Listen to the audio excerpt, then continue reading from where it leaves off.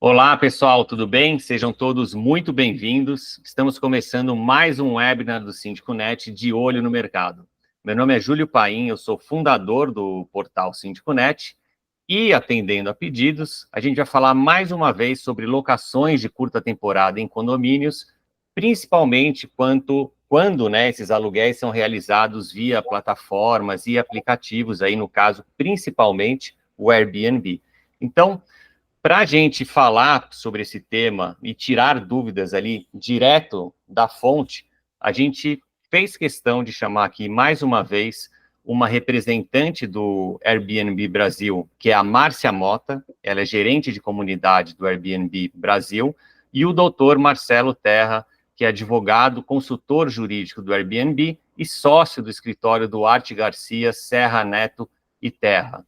Então, sejam muito bem-vindos, Márcia, doutor Marcelo, não tenho dúvida que vai ser um papo super produtivo, mais uma vez, né, atendendo a pedidos, como eu falei, para a gente falar de um tema tão relevante, né, e atual nos condomínios de hoje. Sejam muito bem-vindos.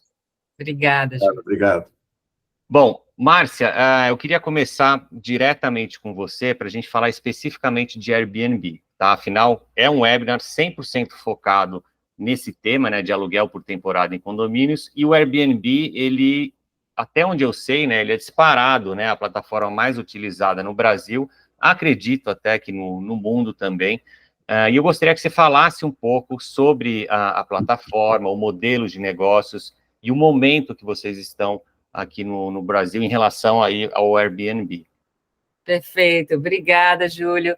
Bom, é um prazer estar aqui mais uma vez com vocês. Vou falar um pouquinho da história do Airbnb.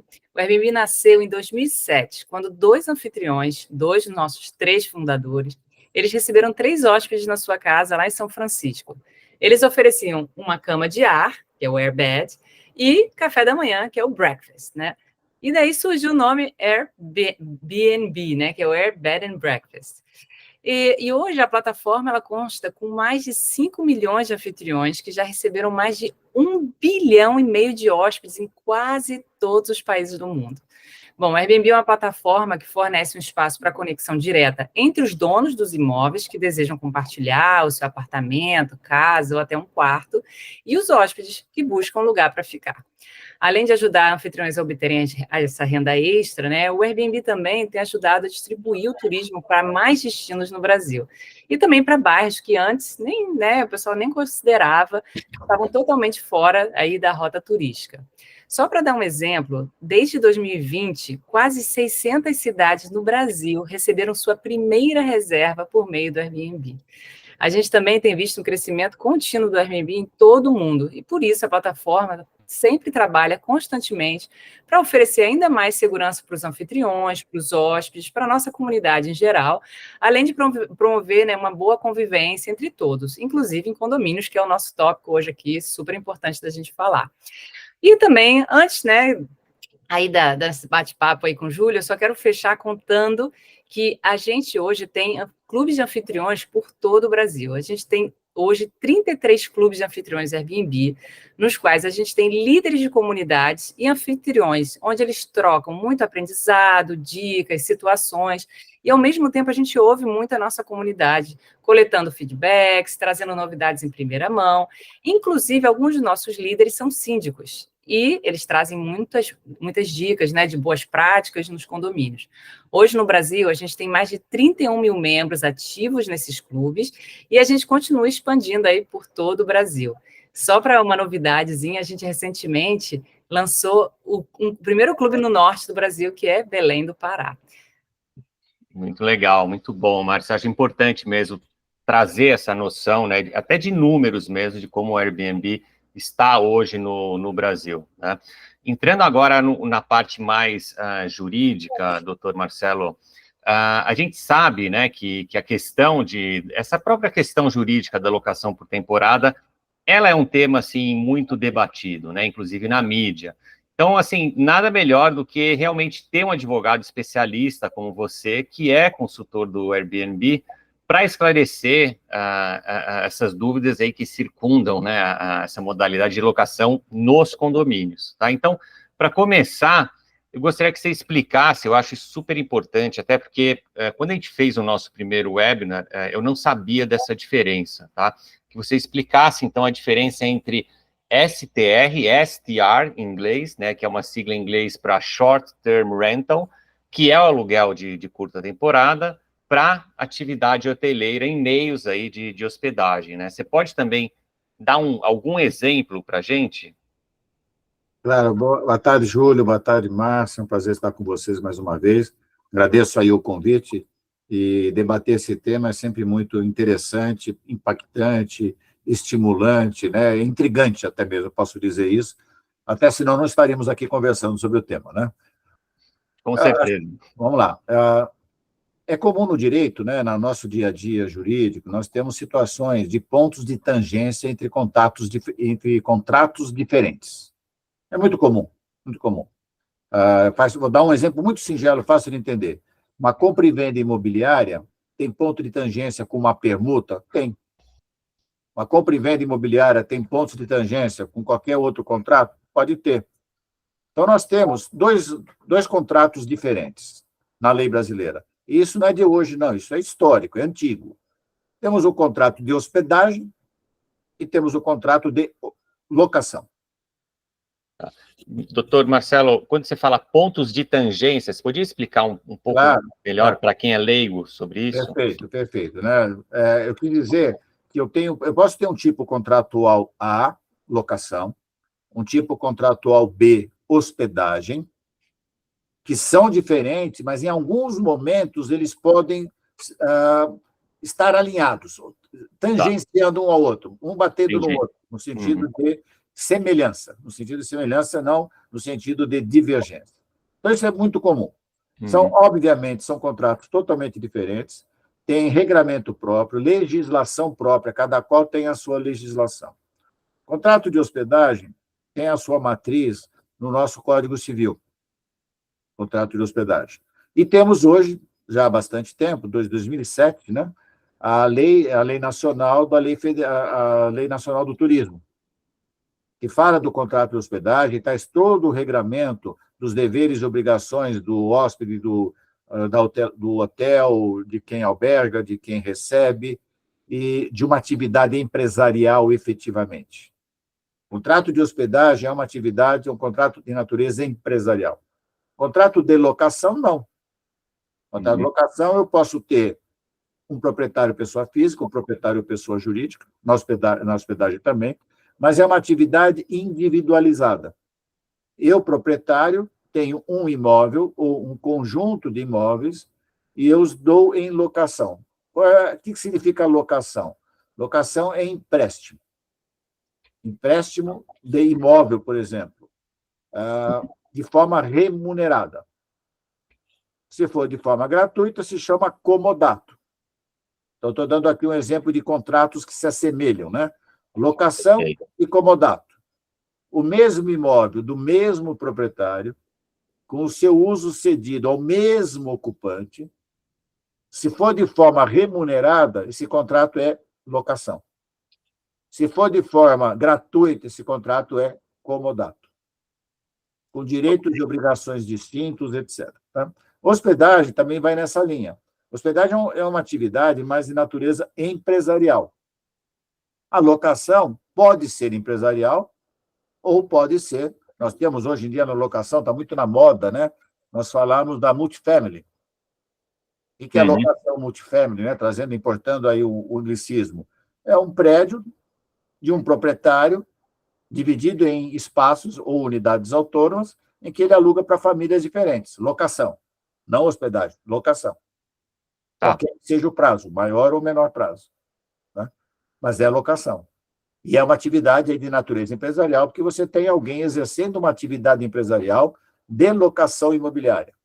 A locação por termo curto, ou na legislação brasileira, que nós chamamos de locação por temporada, essa não precisa ser uma atividade empresarial. Pode ser uma atividade eventual, corriqueira, de uma pessoa física, de uma família que tem um imóvel e destina esse imóvel a uma renda via locação. Então, efetivamente, não há nenhum ponto não é ponto de semelhança. Existem semelhanças, mas existem também inúmeras divergências, até em questão de prazo. Até a questão de prazo. Na locação por temporada que nós estamos aqui cuidando, a lei brasileira, ela fala expressamente, no artigo 48, um prazo máximo de 90 dias para caracterização da locação por temporada. Acima desse prazo, é uma locação tradicional, o que convencional. Não significa cair na hospedagem. Tá certo. Eu acho que esse ponto é super importante, então, mostrar que existem dois instrumentos ali diferentes, e o que a gente está falando aqui, então, é até essa sigla que eu falei no início, que é o STR, né, que é essa locação de curta temporada, né? Tem um ponto aqui que chama muita atenção da nossa audiência, sempre que, inclusive, sai uma nova decisão. Inclusive, no final de 2023, agora, a quarta turma do Superior Tribunal de Justiça, do STJ, né, decidiu manter a decisão que proibiu uma proprietária de alugar o seu apartamento, o seu imóvel, né, por meio da plataforma Airbnb, sem autorização expressa na convenção de condomínio. Então, acho super válido aproveitar que você está aqui agora para você explicar para a gente melhor o que houve e qual que é o entendimento do Airbnb em relação a essa decisão. Acho que é importante o esclarecimento, e acho que tem algumas premissas a serem pensadas, né? Você mencionou uma decisão da quarta turma. A jurisprudência, as decisões que existem, e tem várias variações nessas decisões, conforme o caso concreto, essas decisões não demonizam a atividade. E, mais ainda, expressamente, elas não demonizam a plataforma. O que foi julgado lá, que está em debate ainda, mas já tem uma decisão, é no sentido do exercício irregular de um direito, exercício abusivo de um direito. Esse exercício abusivo não é abusivo pela plataforma, ele é abusivo pelo proprietário. Existe também na nossa lei brasileira, genericamente falando, que o exercício regular de um direito não gera indenização. Mas o exercício irregular gera. O que é o exercício irregular? É o exercício fora de um padrão. Então, o que foi debatido lá foi o abuso praticado pelo proprietário que alugou por temporada, o que é possível, via plataforma, o que é possível, poderia não ser por plataforma, e fez de tal forma essa locação que gerou um abuso de direito. E esse abuso de direito que está sendo, então, demonizado. Esse sim é demonizado, o abuso. E se nós pensarmos estatisticamente, né, a Márcia trouxe aí uma numerologia muito importante da quantidade de contratos. Até pediria para a Márcia, se ela puder reiterar essa numerologia dos contratos Brasil e dos contratos mundo, para a gente fixar bem esse ponto que eu falo que às vezes nós estamos exagerando na preocupação, quando a questão que está pontificada em juízo, ela é estatisticamente muito pequena. Mas você me ajuda nessa recordação da numerologia, por gentileza? O que eu estava falando naquela parte era que a gente teve, no mundo inteiro, né, temos mais de 5 milhões de anfitriões que receberam mais de 1 bilhão de reservas. Né, No Brasil, você tem o número Brasil? Brasil eu não tenho aqui especificamente, depois eu posso até lhe passar, mas no Brasil eu não tenho esse número. Que seja deve ser um número grandioso também. Que seja 1/20 desse número. Exato. Ele é suficientemente grande para nós compararmos com o que existe de discussão. Quando vai haver a discussão? Quando tem, por alguma razão, um abuso. Ali, eu diria que é traço estatístico isso. Então, nós não podemos confundir situação regular, acomodada na lei, pacificada, sem nenhuma dor de cabeça na vida condominial, com eventuais problemas pontuais. Tá, que nesse caso foi como você falou, de um exercício irregular, é isso? Irregular, abusivo do seu Abusivo. direito. Tá certo.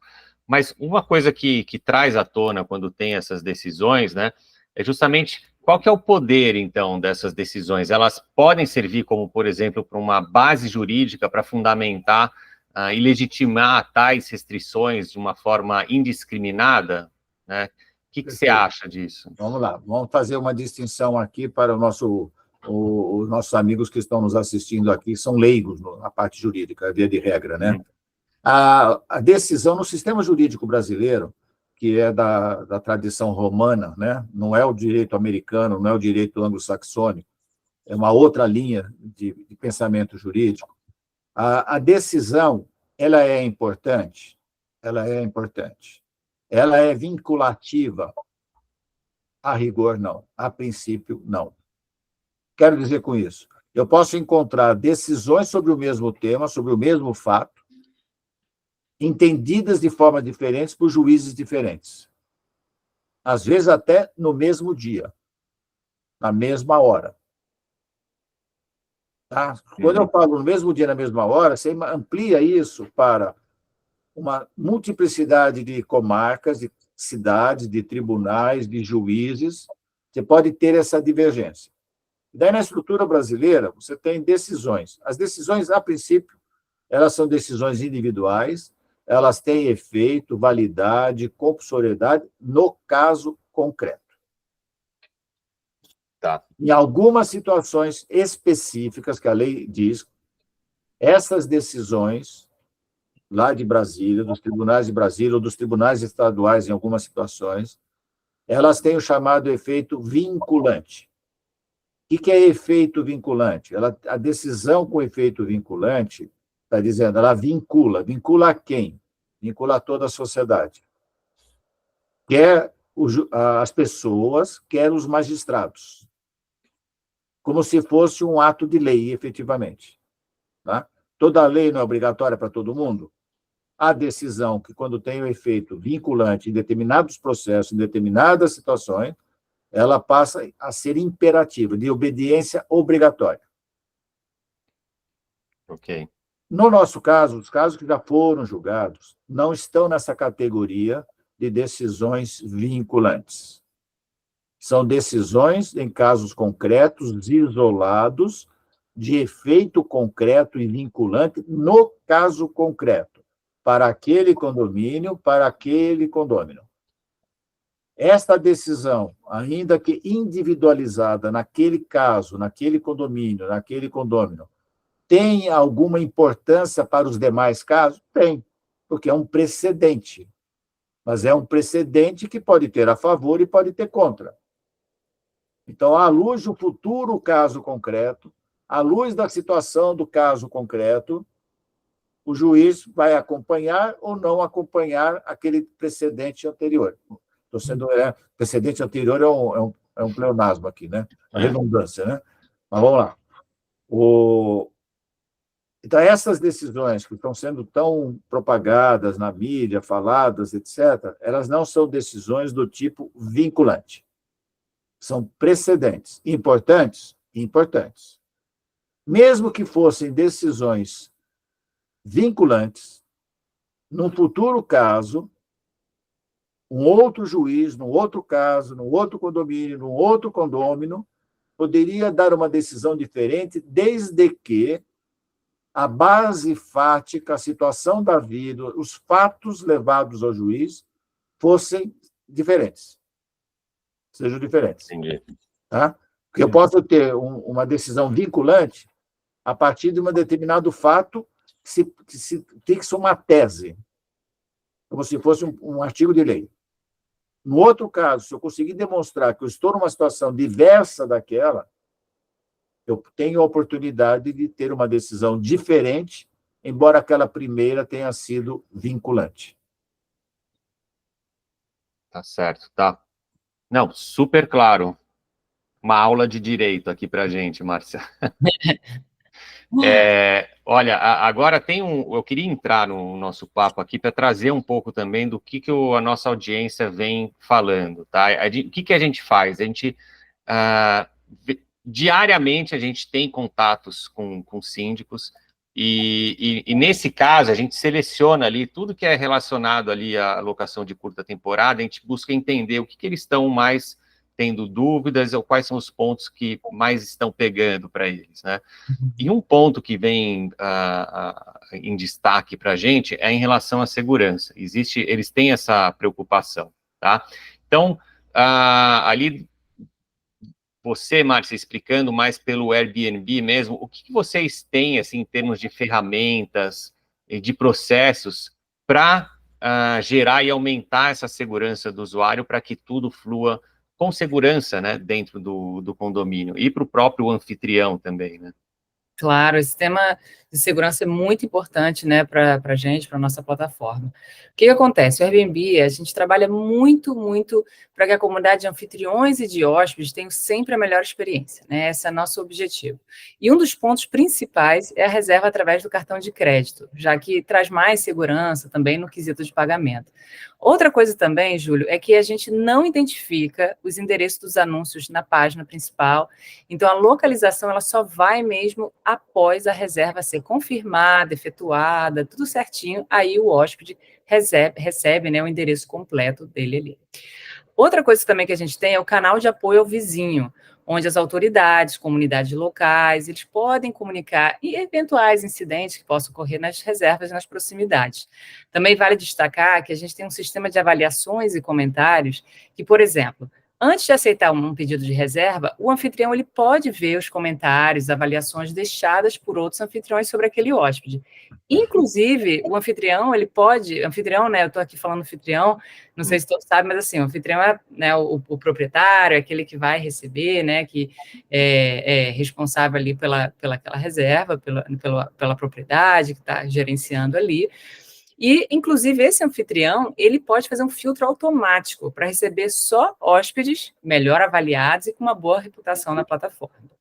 Além disso, a gente também apoia sempre as regras de boa convivência estabelecidas, né, pelo condomínio, obviamente, com a devida autorização em lei. E a gente sempre incentiva que os moradores, né, todas aquelas regras de condomínio que são estabelecidas para moradores e locatários, que elas sejam levadas muito a sério pelos anfitriões, inclusive colocando essas regras dentro do imóvel, educando seus hóspedes sobre essas regras também.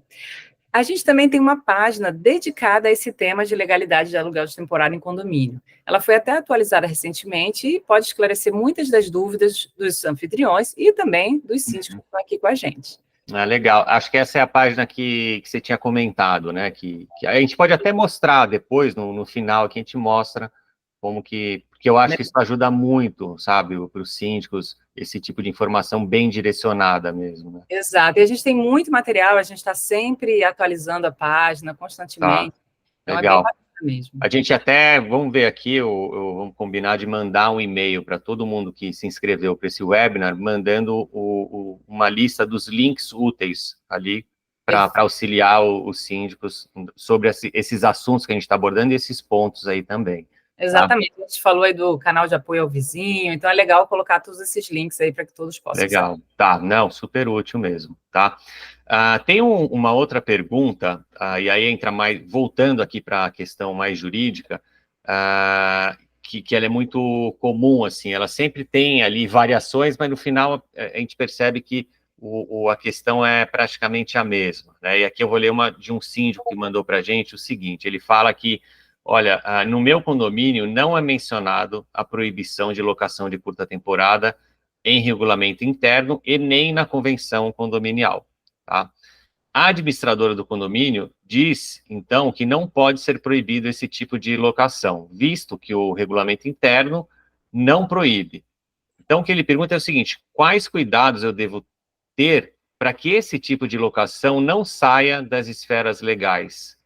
Eu devo dar ciência aos moradores desses tipos de locações? Ok, vamos lá. A pergunta é bastante interessante e bem atual, né? Eu só queria dar um passo atrás e fazer algumas premissas para essa resposta que eu vou dar. A convenção de condomínio, esse ato de convivência de todos, normalmente ela é estabelecida pelo empreendedor imobiliário. lá no nascimento do empreendimento, né? E essa convenção de condomínio, ela pode 3 opções de redação. Ela pode proibir expressamente, ela pode permitir expressamente, ou ela pode silenciar.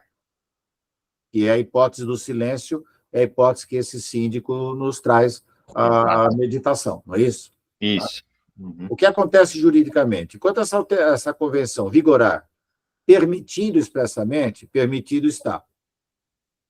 Enquanto ela vigorar vedando expressamente, vedado está. Quando ela silenciar, no silêncio, minha opinião, está permitido. Integra o direito de propriedade daquele condômino, chamado aqui de anfitrião para essa nossa conversa, daquele condômino, dele dar a esta unidade o proveito que ele puder ter, desde que não vedado por lei. Desde que não vedado. Okay. Nas relações privadas que nós estamos conversando, né, particular com particular, tem um princípio que diz: o particular pode fazer tudo aquilo que não esteja proibido. Eu não preciso de um mandamento expresso para fazer. Eu tenho que ter um mandamento expresso para não fazer. Então, no silêncio, eu entendo que cai na regra geral da locação, onde eu tenho a locação long stay e tenho a locação short stay, por temporada. Uhum. Então, no silêncio, é direito do proprietário, e eu não vejo nenhuma necessidade ou dever do síndico de comunicar a todos os condôminos que um proprietário em si está fazendo locação no exercício regular de seu direito por curta temporada. Certo. Isso nessa situação em que nem o regulamento interno nem a convenção falam, né, sobre essa questão. Né? Que é a situação mais frequente, né? Sim, sim. Uhum. Tá certo. Tá ótimo. Bom, tem aqui mais uma pergunta, Márcia, até falando agora de boas práticas, né? Inclusive, eu até compartilho um pouco dessa dúvida, porque muitos síndicos, né, e moradores também ficam preocupados aí em relação às festas na unidade ali, no apartamento, ou enfim, ou na casa alocada, tá?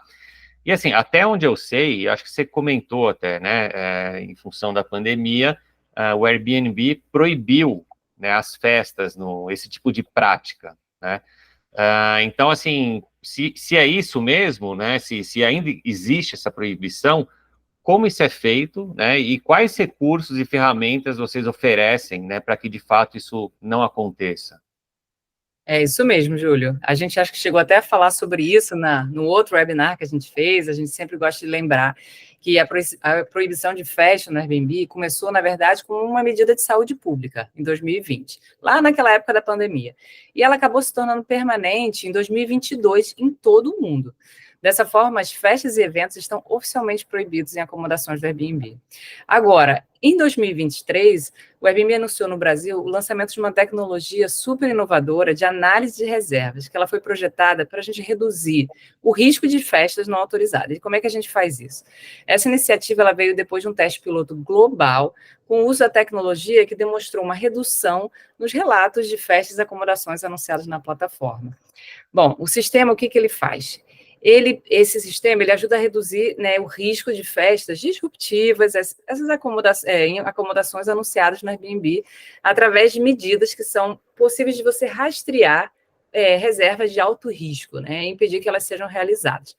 Por exemplo, essa tecnologia ela faz com que ela dá uma olhada naquela reserva, na conta do hóspede, ela vê como é que é a reserva, se essa reserva pode mostrar um alto risco, incluindo a duração da viagem, a distância desse hóspede para essa acomodação, se a reserva é um final de semana, um dia de semana. Então, tem várias métricas que são analisadas até para evitar, né, quando a pessoa faz a reserva, essa reserva já é cancelada por conta de cair nessa zona de risco, né, nessas métricas aí que fala, opa, essa reserva está esquisita.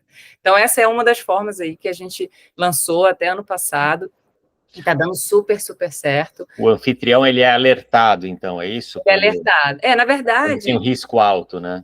Na verdade, exatamente. Essa reserva entra, ela já é imediatamente cancelada, porque o sistema já vê que é uma reserva de risco, né? E lembrando também, a gente, né, já falei, falo de novo, também as páginas que a gente tem, né, do canal de apoio ao vizinho, qualquer coisa, sempre também pode usar essas páginas para contactar o Airbnb e alertar sobre qualquer incidente também. Tá, legal, ótimo. Então, a gente falou da questão da proibição, de segurança, questão de festas também, e tem um outro ponto também, um quarto ponto aqui, super comum aí da nossa audiência, que diz respeito aí à boa convivência, né? Então, da mesma forma, né, como que vocês lidam com essa questão? Quais ferramentas, quais ações que vocês têm para minimizar esse risco, até mesmo resolver, né, essa questão dentro dos condomínios? Com certeza, esse é um tema também super importante. A página de condomínios tem um guia lá, né, explicando direitinho para os anfitriões. A gente tenta sempre, de todas as formas, a gente dá uma educação aí para a nossa comunidade, né? O Airbnb, a gente promove, a gente apoia sempre as regras de boa convivência estabelecidas pelos condomínios.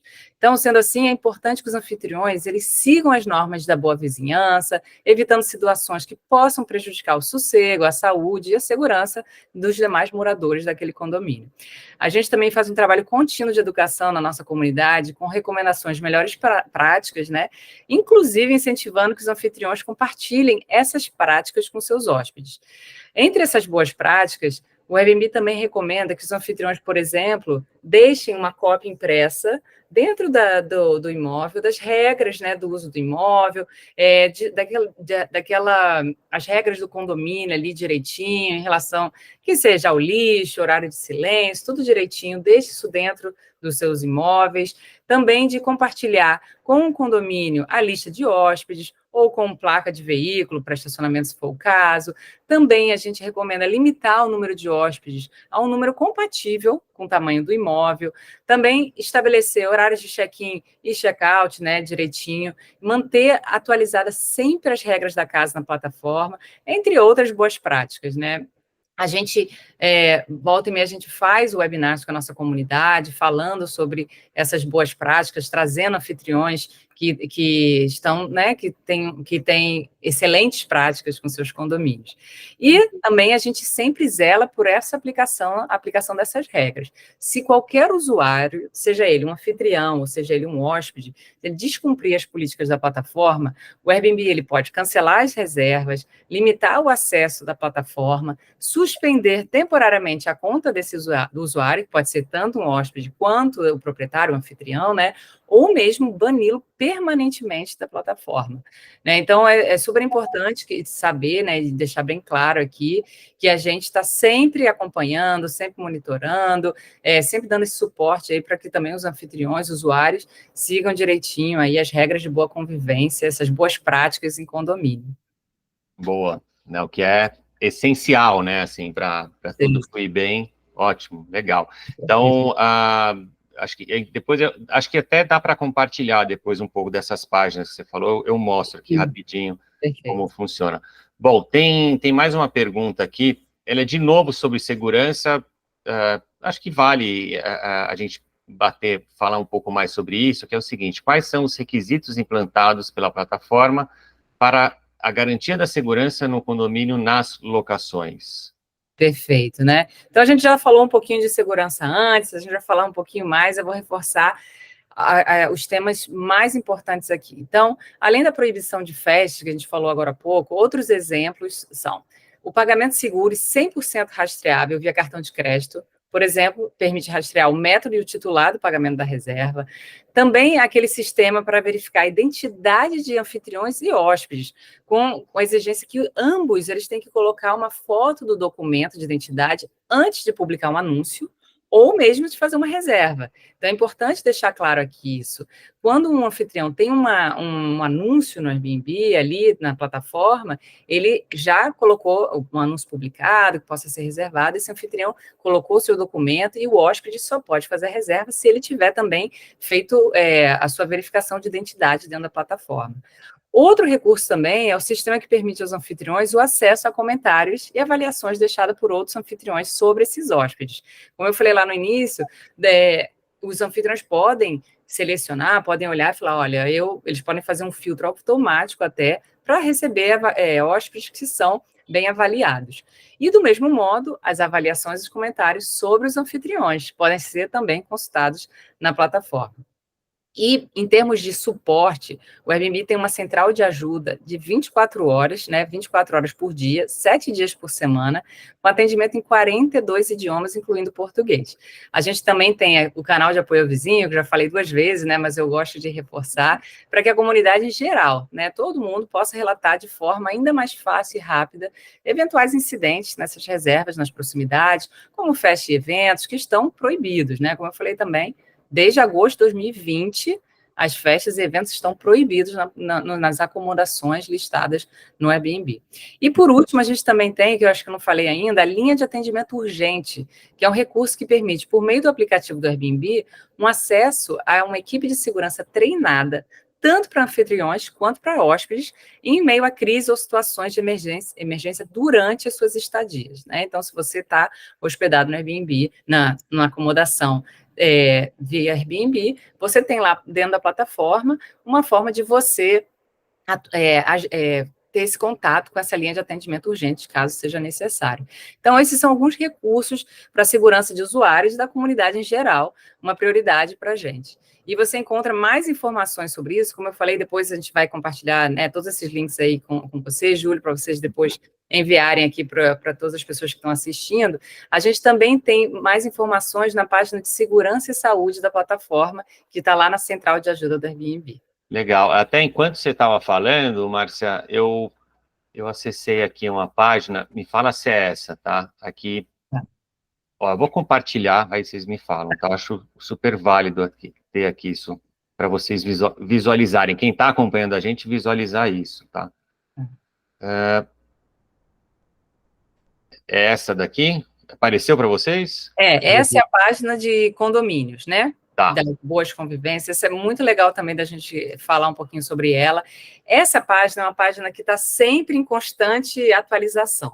E nessa página, como você pode ver, tem o guia para anfitriões. Então, eu sou um anfitrião, eu estou em um condomínio, o que eu tenho que fazer, o que é melhor, como eu devo fazer. Aí tem um guia certinho para anfitriões, com melhores práticas, com dicas, tudo direitinho. O guia para síndico, porque tem muitos síndicos que falam, tá bem, o que é essa plataforma Airbnb, o que é o aluguel por temporada, quais são os direitos, deveres, qual é a segurança, né, Júlio, como você perguntou, que é uma preocupação super pertinente, como é isso? Guia para síndicos tem um material ali bem objetivo, que os síndicos podem pegar bastante informação também. Deixa eu ver, eu cliquei aqui, ele abriu, me fala se é esse daqui, é o PDF, né? Exatamente, exatamente. Então, nesse PDF aí você vai ver, o canal de apoio ao vizinho, que eu falei algumas vezes, uma sugestão, fazer o controle da entrada no condomínio, então que esses anfitriões passem a lista aí dos hóspedes, a proibição de festas, o fato dos endereços não serem identificados nos anúncios públicos, a pessoa só recebe endereço depois da reserva, é mais, né, uma ferramenta de segurança, o sistema de avaliações e comentários, como eu disse, né, falei algumas vezes, você pode ver não só a reputação do anfitrião, né, que está recebendo, o proprietário, mas você também vê a reputação do hóspede, o que é muito bacana, né, para os anfitriões. E as dicas de boa convivência. Então, tem muito material aí bacana para os síndicos darem uma olhada, se interarem, né? E, além disso, a gente tem outros cards aí que falam um pouquinho também, quem tem dúvidas, pode entrar num clube, por exemplo, de anfitriões, aquele que eu falei no início, pode trocar muita informação com os líderes de comunidade, ou mesmo, né, com seus outros membros do clube, tirar dúvidas, o que você faz no seu condomínio, como é que você cadastra seus hóspedes lá, como é que você, não sei, né, perguntas gerais, assim, de boas práticas. Então, tem muita coisa aí bacana, perguntas frequentes, legislação aí do Dr. Marcelo Terra, todos esses pareceres e decisões, tem muito material e a gente está sempre trazendo mais material para essa parte, sempre atualizando. Legal, então, muito bom. Aconselho, né, aos síndicos para dar uma olhadinha nessa página. Claro, até a gente vai enviar por e-mail para vocês que estão assistindo, mas o endereço é airbnb.com.br/condomínios, tá? Para quem quiser acessar essa página. Eu vou parar aqui de compartilhar. E, voltando aqui, olha, o nosso tempo está encerrando e eu acho que, assim... Mas eu queria, Júlio, eu posso pedir a palavra? Claro, claro. Márcia, nessa linha que vocês estão comentando, lembrando que o condomínio, em qualquer situação, seja com aluguel por temporada ou não, o condomínio tem instrumental jurídico de autoproteção. Tá. Né? Aquele condômino ou aquele inquilino tradicional, inquilino normal, que cause problema no condomínio, primeira medida que o condomínio tem à sua disposição é a imposição de uma multa por ato infrativo, por infração. Tá? É desagradável um vizinho multar outro vizinho?